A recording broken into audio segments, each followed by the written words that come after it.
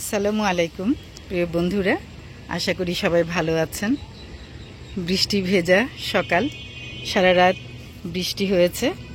সকালবেলা কিন্তু রৌদ্র ঝলমলে, কত সুন্দর দেখেন আমার এই মধুমঞ্জুরি ফুলগুলো, কত সুন্দর বৃষ্টির ফোঁটা পেয়ে একদম ভীষণ ভালো লাগছে কিন্তু দেখতে। দেখেন বৃষ্টিতে একদম স্নান সেরে স্নিগ্ধ শুদ্ধ পবিত্র হয়ে আছে। দেখেন আকাশটা কত সুন্দর, সারা রাত বৃষ্টি হয়েছে, কে বলবে, ভীষণ সুন্দর। আজকে আমার ছাদ বাগানে তেমন কিছুই দেখানোর মতো নাই।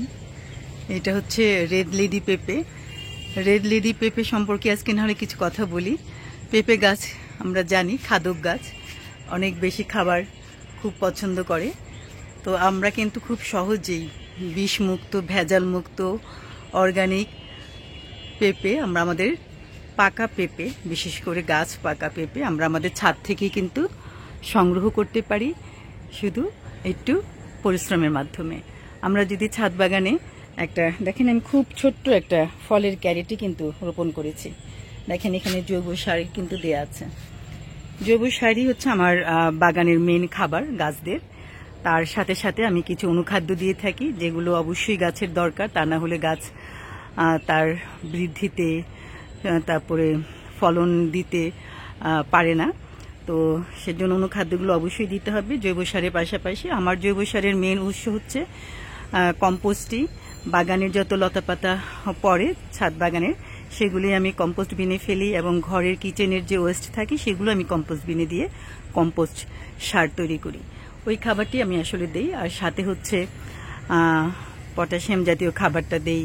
বোরন তো অবশ্যই দিতে হবে, তা না হলে ফলন ধরানো, ফল টিকানো সম্ভব হয় না। তো বোরন, পটাশ এটা প্রতি মাসেই দিয়ে যেতে হয়, প্রতি গাছ বুঝে, গাছের বয়স বুঝে। তো এইভাবে আমি আমার আসলে গাছগুলোকে সব লালন পালন করি। আর বৃষ্টি পেয়ে তো গাছগুলো এত সুন্দর সবুজ হয়েছে, ধুলামুক্ত হওয়াতেই আসলে বেশি সুন্দর লাগছে। এর জন্য মানে বেশি পরিচ্ছন্ন, সুন্দর, সবুজটা দেখা যায়। তো এইভাবে কিন্তু আমরা আমাদের পেঁপেটা, বিশেষ করে যারা পেঁপে প্রিয়, পাকা পেঁপে খেতে ভালোবাসেন, আমি অবশ্য কাঁচা পেঁপে পারি না, এটা টপ লেডি পেঁপে, এটা স্কিনটা ভীষণ পাতলা, ভিতরটা আমাদের দেশি পেঁপের মতোই হলুদ এবং ভালো মিষ্টি, বেশ ভালো মিষ্টি। আমাদের দেশি পেঁপে গাছও কিন্তু ছাদ বাগানে খুব ভালো হয়। এই যে আমাদের দেশি পেঁপে গাছ, এগুলো কিন্তু অনেক মিষ্টি হয়। দেশি পেঁপে কিন্তু আমার কাছে বেশি মিষ্টি লাগে টপ লেডি, রেড লেডি পেঁপের চাইতে। যে এখানে দুটো গাছ, ওই গাছের অনেক ফল খেয়েছি, এটাও বেশ বড় হচ্ছে, ফল টিকবে। এগুলোও কিন্তু ছোট ক্যারেটই আছে। দেখেন স্পাইডার লিলি, দেখেন তো এটা কি ফুল, কি সুন্দর না, অপূর্ব সুন্দর। দেখেন অদ্ভুত সুন্দর এই ফুলটা। এটা কি ফুল কমেন্টে একটু জানিয়ে দিবেন। এই বেগুনি ফুলটাও কি ফুল অবশ্যই আপনারা জানেন।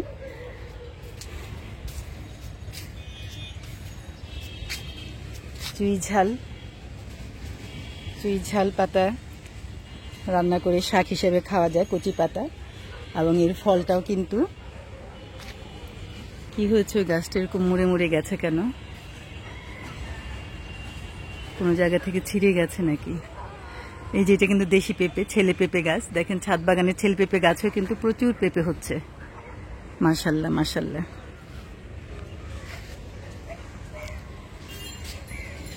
যে 12 মাসে আম গাছে আবারও কিন্তু গুটি চলে আসছে।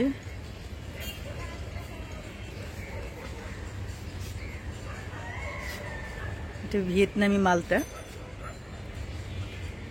এখানেও একটা ছিল, গাছটা মরে গেল, ভিয়েতনামি মালটা গাছটা। এখানে আমি একটা অন্য গাছ রোপণ করে দিব। জলপাইয়ের ফুল তাহলে অবশেষে ফুটলো বৃষ্টির পানিতে, বৃষ্টির পানি পেয়ে অবশেষে জলপাইয়ের ফুল ফুটলো। এখন সবাই দোয়া করবেন যেন এই বছর আল্লাহ তাআলা অনেক জলপাই আমার এই গাছে দেন। বন্ধুরা, আমার ছাদ বাগানের ভিডিও যদি তোমাদের ভালো লাগে তাহলে লাইক, কমেন্ট করে আমাকে অনুপ্রাণিত করো।